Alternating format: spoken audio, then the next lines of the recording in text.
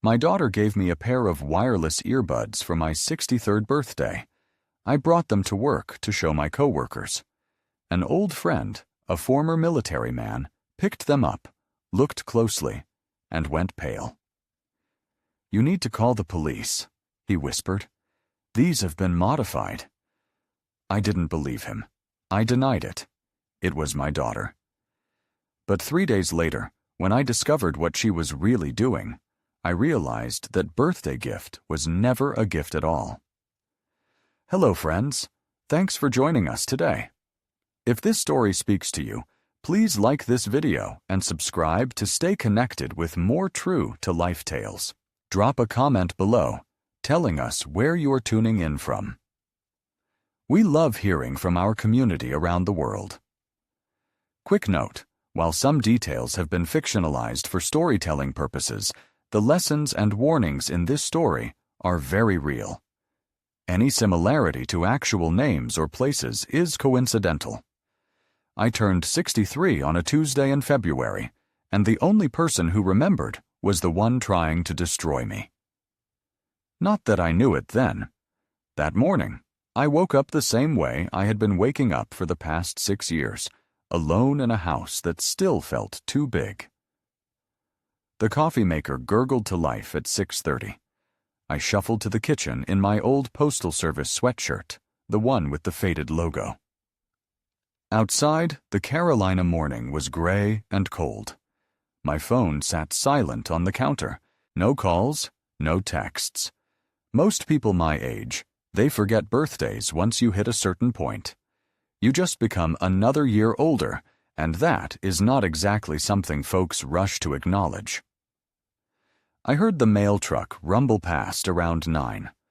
Earl dropped something heavy on the porch. I opened the door and found a box with my name printed neat across the label. Return address: Nicole Caldwell, Charlotte, North Carolina. My daughter. I carried it inside and set it on the kitchen table. Nicole and I were not estranged. We talked, saw each other on holidays. But it had been different since her mother passed 6 years ago. Harder, like we had lost the person who knew how to translate between us. I loved her more than my own life, but somewhere along the way, we drifted into being polite strangers who shared a last name. Inside the box, nestled in bubble wrap, was a pair of wireless earbuds, white, sleek, the kind of thing I would never buy for myself. There was a note too, handwritten on Nicole's neat stationery. Dad, thought these might make your days a little easier. No more tangle cords. Happy birthday. Love, Nicole. I sat down hard in the kitchen chair. She had remembered. Out of everyone, my daughter remembered. For a second, I was not in that quiet kitchen anymore. I was standing in our old driveway. Nicole was maybe 7, wobbling on her first two-wheeler, training wheels off. "Daddy, I am going to fall," she had called out, panic in her voice. I ran alongside her, one hand on the seat. "I have got you, sweetheart. I will not let you fall." She pedaled harder, found her balance. I let go without telling her. She rode on her own, 10 feet, 20 feet, then looked back and laughed. "I did it, Daddy. I did it." She circled back, breathless and grinning. "I trust you, Daddy. You will not let me fall." My wife stood on the porch, watching us, smiling. She was still healthy. Then I blinked, and the memory dissolved. The kitchen was quiet again. Cold coffee, empty house. But I had the earbuds in my hand, and for the first time in a long time, I felt something close to warmth. I charged them that afternoon. Tomorrow, I would swing by the distribution center where I used to work, say hello to the guys still pulling shifts. Maybe show off my birthday present. That night, I set the charging case on my nightstand and watched the little LED blink green. Small things, really, just plastic and circuitry, but they felt like a bridge back to someone I missed. I had no idea I had just placed a listening device next to my bed. Curtis Henley had been through 2 tours in Afghanistan, working signal intelligence. So, when he picked up those earbuds the next morning, his face went pale in a way I had never seen before.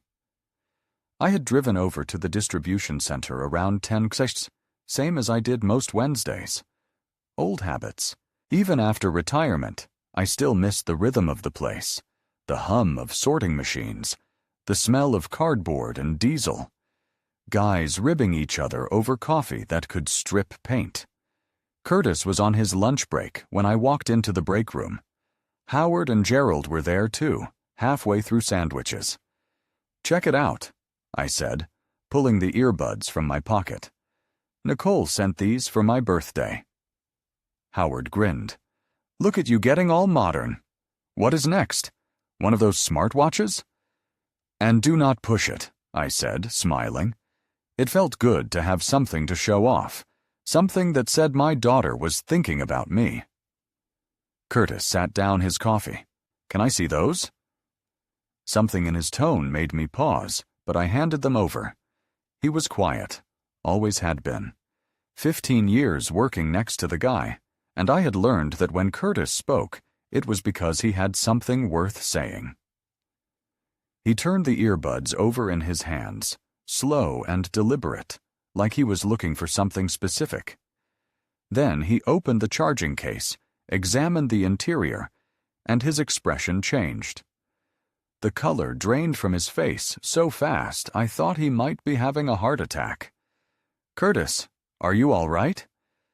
He looked up at me, and there was something in his eyes I had only seen once before, the day he told us about the roadside device that almost took out his convoy in Kandahar. "Where did you get these?" His voice was flat. "Careful." "I just told you. My daughter. Birthday gift." I tried to laugh it off. "What? You think they're going to explode or something, Mitchell?" He did not smile. "These have been modified.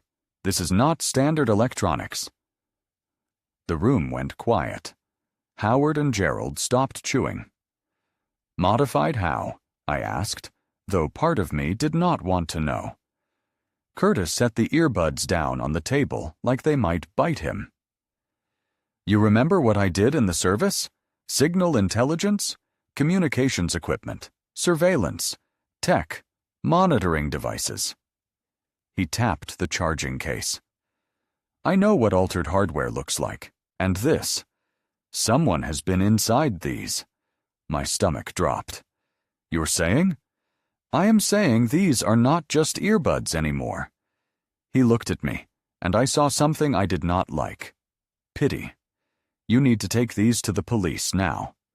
"Come on, Curtis." I heard the defensiveness in my own voice. "My daughter gave these to me. You're telling me she—" "I am not telling you anything about your daughter." Curtis stood up, and the kindness in his face made it worse somehow. "I am telling you, someone modified these for surveillance. Could be a defect from overseas. Could be something else. Either way, this is not something you ignore." "He is right, Mitch," Howard said quietly. "If Curtis says something is wrong, something is wrong." I looked down at the earbuds. They looked the same as they had this morning. Small, white, harmless. But Curtis had never steered me wrong. Not once in 15 years. "All right," I said. "I will take them in." Curtis nodded. "Today, lunch break. Do not wait." I drove to the Charlotte-Mecklenburg police station on my lunch break, telling myself Curtis had to be mistaken. Maybe he was seeing problems that were not there. Maybe retirement had me paranoid, and I was dragging a good man's military instincts into something innocent. He was not mistaken. The detective did not sugarcoat it. "Mr. Caldwell, these are not just earbuds. They are a surveillance system." Detective Romero was maybe mid-50s, with gray at his temples, and the kind of steady voice that came from 20 years of delivering bad news. His office was small, cluttered with case files. I sat across from him, the earbuds between us on the desk. I had explained everything. The birthday gift, Curtis's warning, the feeling that something was wrong. Romero listened without interrupting. When I finished, he picked up the earbuds carefully. I am going to have our tech guy take a look. It will take a few minutes. He left me alone in that office for 20 minutes. Part of me still hoped Curtis had been wrong. The door opened. Romero came back with a younger guy carrying a laptop. Mr. Caldwell, this is our digital forensics specialist. The tech guy's expression told me everything before he spoke. These have been modified, he said. Audio capture, location tracking, remote activation. Someone can listen to everything within range. They can see where you go, when you are home, when you are not. The room tilted. I gripped the armrests. So someone could hear me? My voice came out hoarse. Everything I say? Everything? Romero said quietly. Every conversation, every phone call, every word. When you are wearing them? I thought about last night, talking to myself in the kitchen. All the small, private thoughts a man has when he thinks he is alone. My daughter gave these to me. I looked at Romero. You think she? I do not think anything yet, Romero said. But listen carefully. Do not confront her. Not yet. Why? If you confront her now, she will deny it. Get angry. Then whatever she is planning goes underground. We will never know what this is about. He leaned forward.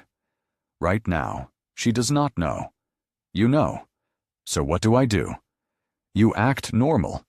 You wear the earbuds. You talk. You go about your life. See how she reacts. We need evidence, Mr. Caldwell. We need to know what she is planning. My hands were shaking. People do not do this for curiosity, Romero said. There is a bigger plan here. Money, property, access to something. We will figure it out, but I need your help. I thought about Nicole, about her mother, gone 6 years now, about the little girl on the bicycle. All right, I said. I will do it. Romero slid the earbuds back across the desk. Take these home. Charge them. Wear them tomorrow. Call me if anything happens. I picked them up. They felt contaminated somehow, but I put them in my pocket. That night, I set them on my kitchen counter and stared at them for an hour.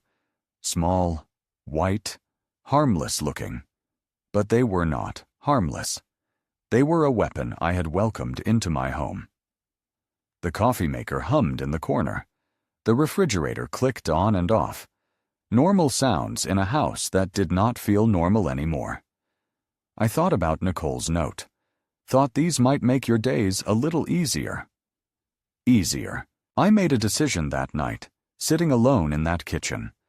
If my daughter wanted to listen to me, I would give her something to hear. I would play along.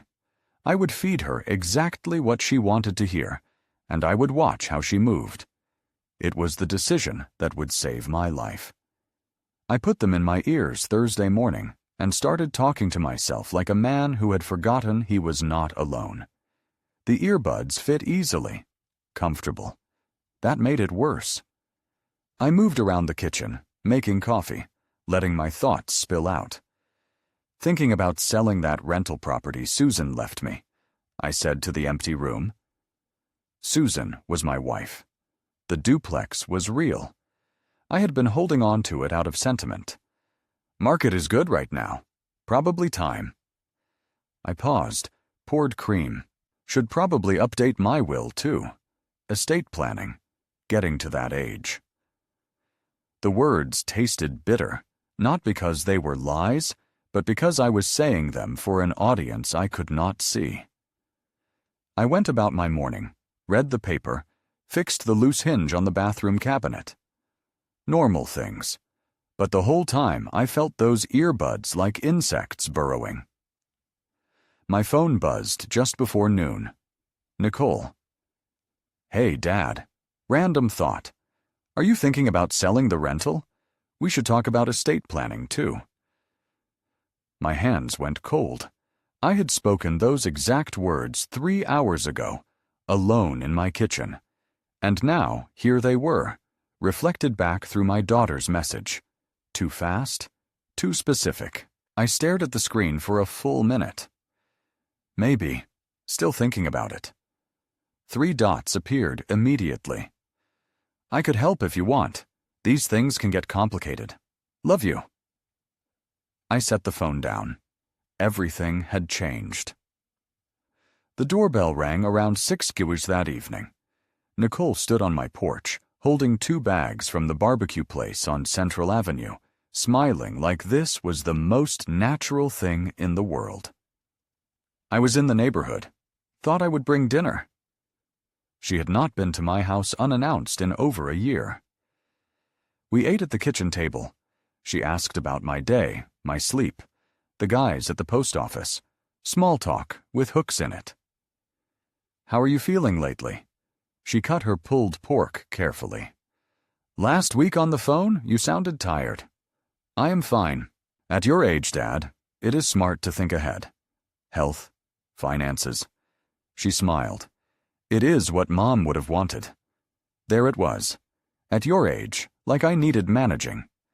Memory, okay? She asked, casual as breathing. Tuesday, you forgot to call me back.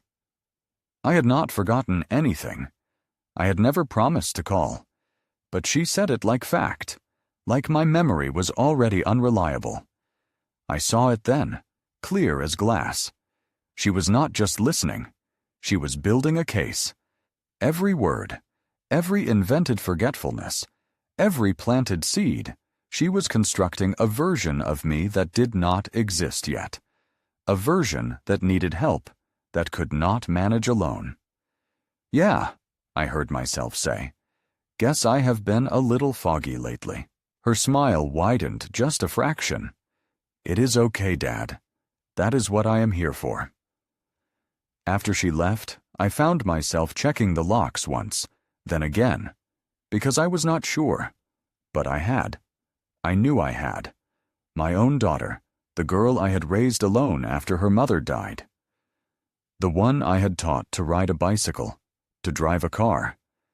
And here I was, locking my doors against her. I looked at the earbuds in their charging case. She was listening. She was watching.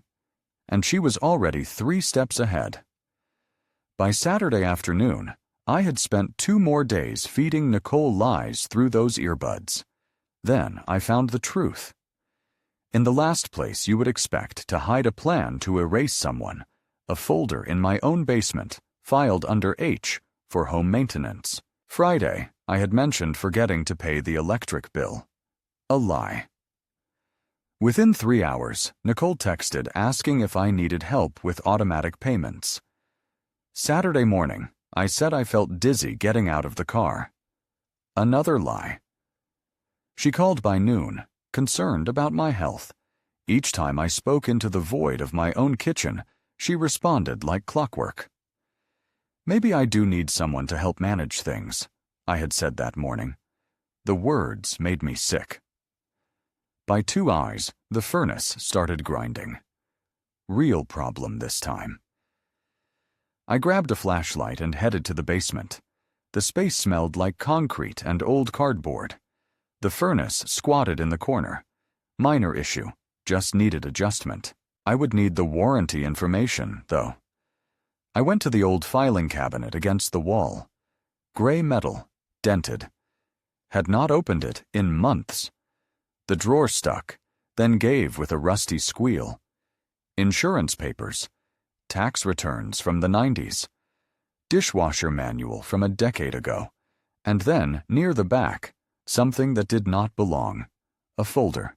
Too clean. Too new. I pulled it out. The tab was blank.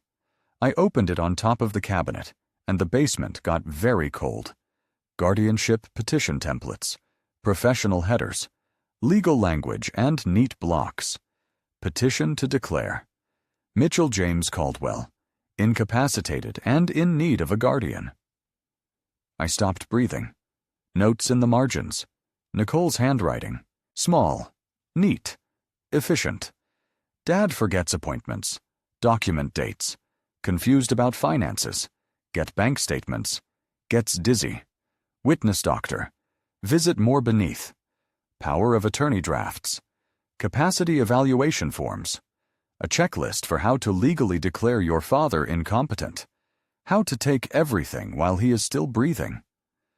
I sat down hard on the basement steps. The folders slipped from my hands, papers scattering across concrete. And then I was not in the basement anymore. I was in our driveway on a Sunday morning. Nicole was 8, on her first real bicycle, training wheels off, her knuckles white on the handlebars. "Daddy, I am going to fall." I ran beside her, hand on the seat. "I have got you, sweetheart. I will not let you fall." She pedaled harder, found her rhythm. I let go. She rode 10 feet, 20 feet, 30 feet, before she realized.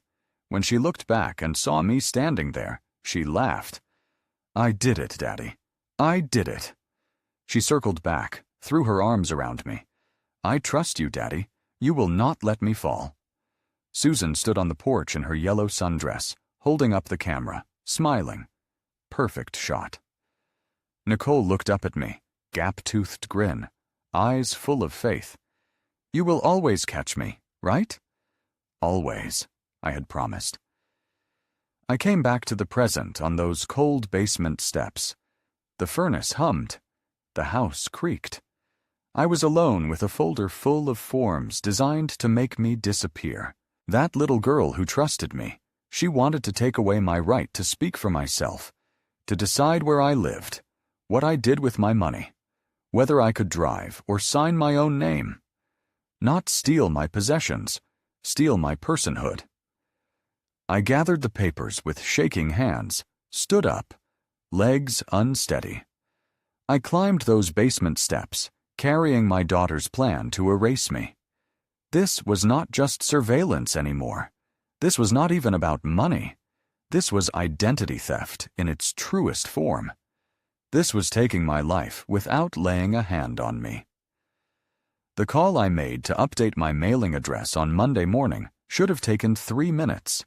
Instead, it took 3 minutes to realize I had already been erased.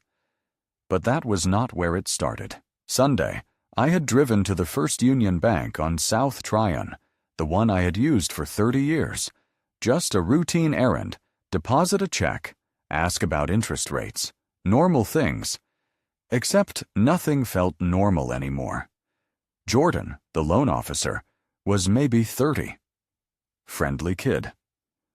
Always asked about retirement, how I was adjusting. When I mentioned needing to review my accounts, he pulled up my file. "Oh, hey, Mr. Caldwell. Someone called last month asking about your home equity line eligibility. A woman said she was helping her father manage things." My coffee went cold in my hand. I did not authorize anyone to call about my accounts. Jordan's smile faltered. "She mentioned you were considering granting her authority to help with financial planning." "I never said that." He shifted in his seat, suddenly uncomfortable. "I can flag the account. Make sure no information goes out without your direct approval." "Do that." I left the bank with my chest tight. She was not just listening, she was already moving. Monday morning, I called my insurance company. Routine call. I had changed my mailing address after Susan passed. I kept forgetting to update it with everyone. The agent who answered was chipper, professional. "Of course, Mr. Caldwell. Let me pull up your policy. Oh, and we have that beneficiary change from a few months back on file, so you are all set there." I was pouring coffee. I stopped mid-pour. "What change?" "The beneficiary update 4 months ago. Changed from your estate to Nicole Caldwell, your daughter. Papers rustled on her end. We have the notarized form with your signature right here." The kitchen tilted. "I never signed anything." Silence on the line. Long, heavy silence. "Sir, we have a witnessed, notarized document." It is forged. My voice came out flat, cold. I am reporting this as fraud. Mr. Caldwell, how much is the policy worth? More rustling. $250,000. I set the coffee pot down before I dropped it. $250,000 written in my daughter's name with a signature that was not mine. I will need to speak with your fraud department, I said, and I will be filing a police report today. By 2 that afternoon, I was back in Detective Romero's office. I slid the guardianship folder across his desk, then pulled out the insurance policy information I had printed. Romero read through it slowly, his expression darkening with each page. $250,000, he said quietly. That is serious motive, Mr. Caldwell. She forged my signature, got it notarized, the whole thing. We will subpoena the documents, find out who witnessed it. He set the papers down and looked at me. There is something else you should know. He turned his computer monitor toward me, pulled up a file. A photo of a man I had never seen, dark-haired, good-looking, in that smooth way that never sat right with me. 30-something, confident smile. Derek Nash, age 34. Romero clicked through screens. Arrest record out of Raleigh. Financial exploitation of an elderly victim. Previous girlfriend's grandfather. My stomach dropped. Previous girlfriend. Charges were dropped after the victim passed away. Family settled out of court. Did not want to pursue it. Romero's eyes met mine. Mr. Caldwell, this is your daughter's boyfriend, and he has done this before. I stared at the photo. This stranger who had been circling my life without me knowing. Who had found my daughter? Or had she found him? You think he is helping Nicole? I asked. Or is Nicole helping him? Romero leaned back in his chair, looked at me with something that might have been pity, might have been respect. Hard to tell. Does it matter?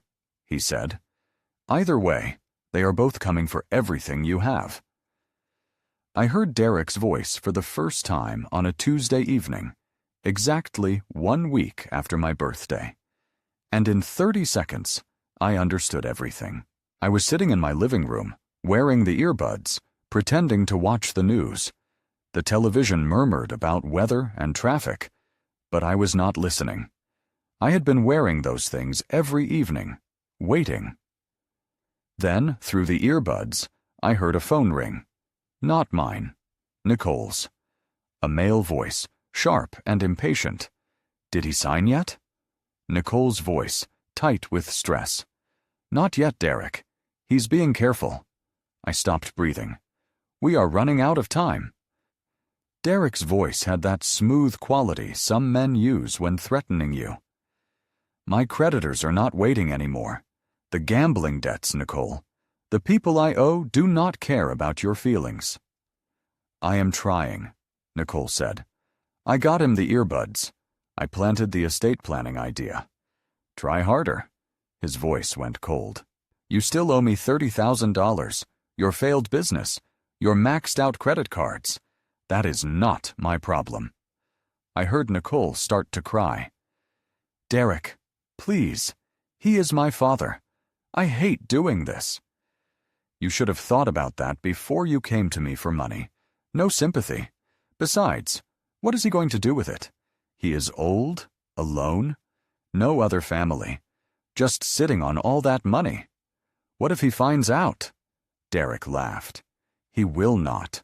Old people do not understand technology. That is why this works.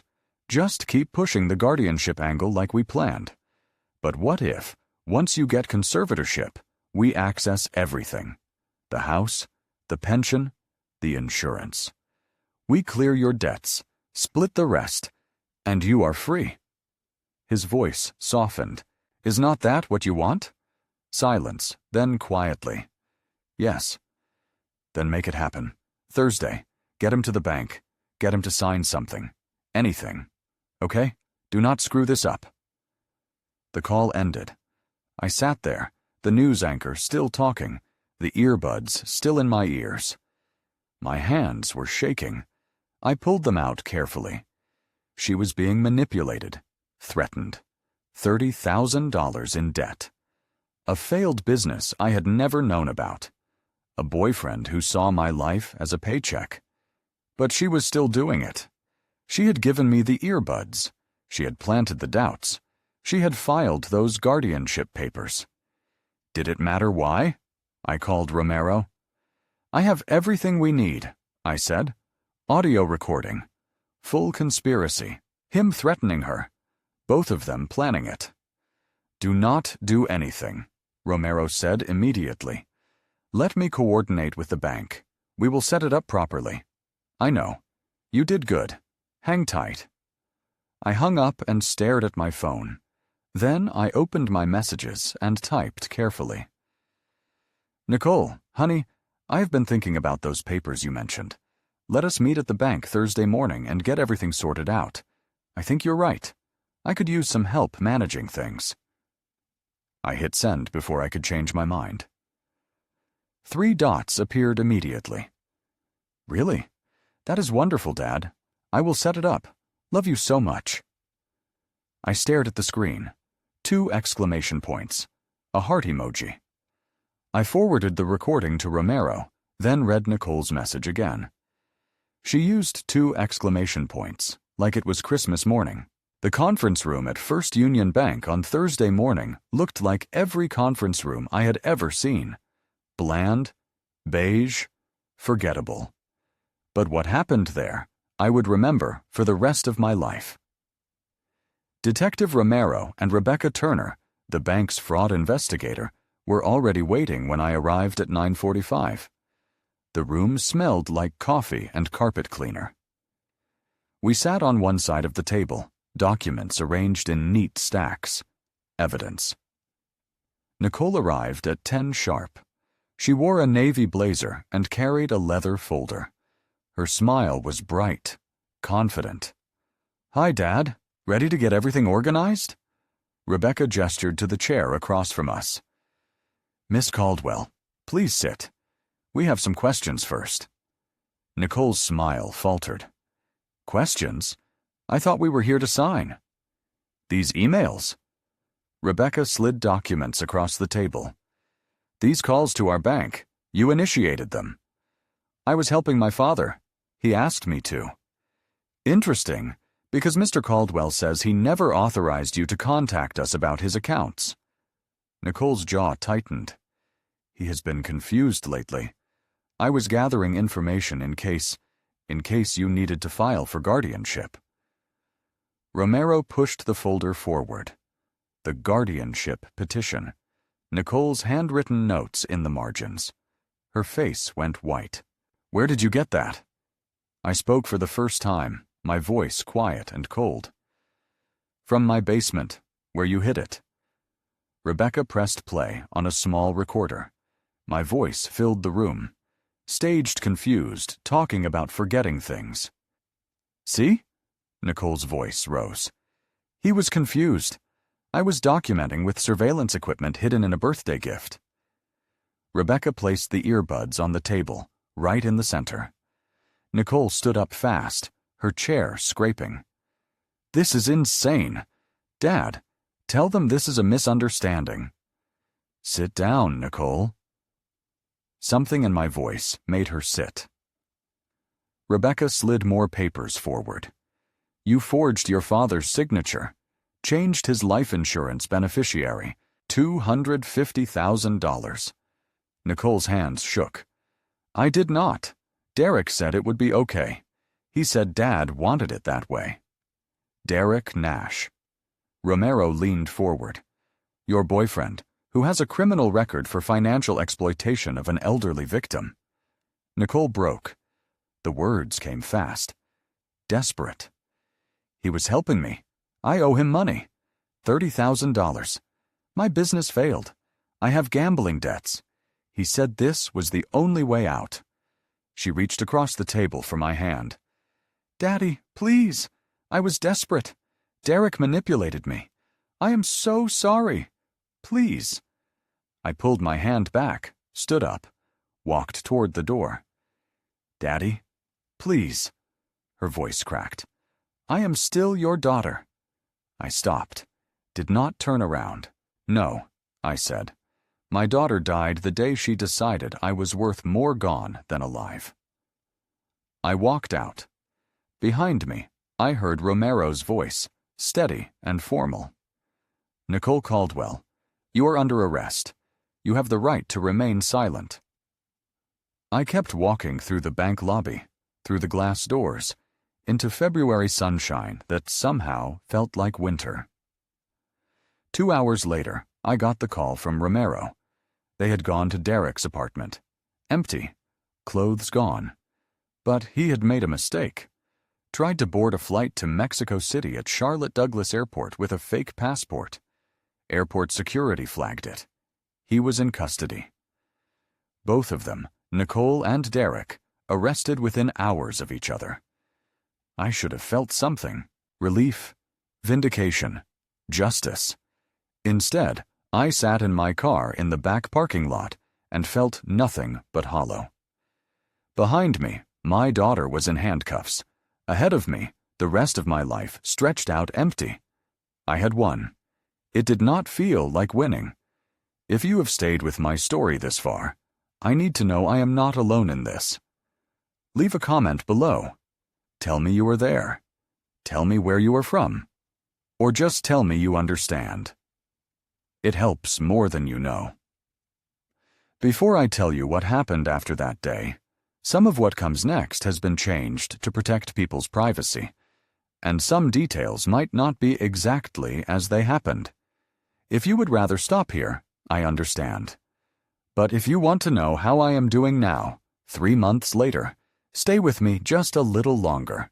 3 months later, the gavel came down on Nicole's sentencing, and I was not there to hear it. May brought warmer weather to Charlotte. The dogwoods bloomed. People opened their windows. Life went on the way it always does, regardless of who is hurting. I got the sentencing results from Romero over the phone. Nicole received 18 months probation, $50,000 in restitution to me, 500 hours of community service, convictions for fraud and forgery on her record. Derek got 5 years in federal prison, fraud, conspiracy, violation of probation from his previous case. Nicole's lawyer had called me 2 weeks before sentencing, asked if I would write a letter to the judge, a statement about her character, something to help reduce her sentence. She made her choice, I told him, and hung up. I changed everything after that. Bank accounts, passwords, updated my will, removed Nicole's name entirely. Left everything to a few charities Susan had cared about. Got a new life insurance policy with beneficiaries who had never met me. Filed a restraining order. No contact, no calls, no letters. One afternoon, in late May, Curtis stopped by. We sat on the back porch with iced tea, not saying much. That was Curtis's way. He did not need to feel silence. "You doing okay?" he finally asked. "Getting there." He nodded. "What you did took guts." "Did not feel like guts," I said. "Felt like losing." He stayed another 20 minutes, then left, and I was alone again. That evening, I stood in the living room, looking at the mantel. There was a photo there I had kept for years. Nicole, at 7 years old, gap-toothed smile, sitting on my shoulders at Freedom Park. Susan had taken it one Sunday afternoon, 6 months before she got sick. You could see Nicole's happiness in that picture. Pure, uncomplicated joy. There was a note stuck to the frame, written in crayon. "Best dad ever." People ask if I miss her. Wrong question. I miss who she was, who I thought she was, the daughter in that photo. But that girl, she is gone. Maybe she never existed outside of my own hopes. The woman in handcuffs at that bank. I do not know her. I set the photo back on the mantel, did not put it away, did not keep staring, just left it there. Part of a past I could not change. I made dinner for one, watched the evening news, went to bed early. Lying there in the dark, I thought about trust, about how we build it over decades, 32 years in Nicole's case, and how fast it can shatter. 10 days from birthday gift to betrayal, fully exposed. They say blood is thicker than water, but trust is fragile as glass. I do not use wireless earbuds anymore. The wired kind work fine. They are inconvenient. Sure, they tangle in your pocket, yank out if you step wrong. But they are honest. They remind you that every connection has limits. At 63, I learned the hardest lesson. Sometimes protecting yourself means losing what you wanted to protect most. Maybe someday, years from now, when wounds are not so fresh, maybe there could be something, some kind of reconciliation, some bridge back. But not today. Not for a long time. Today, I lock my doors. I check my statements. I trust carefully. Today, I survive. If you're hearing this story, remember something. Pay attention. Ask questions. Do not be ashamed to protect yourself, especially from people who say, "Trust me." Because sometimes the greatest threat does not announce itself with shouting or violence. Sometimes it arrives wrapped in birthday paper with a smile and a note that says, "Love, Nicole."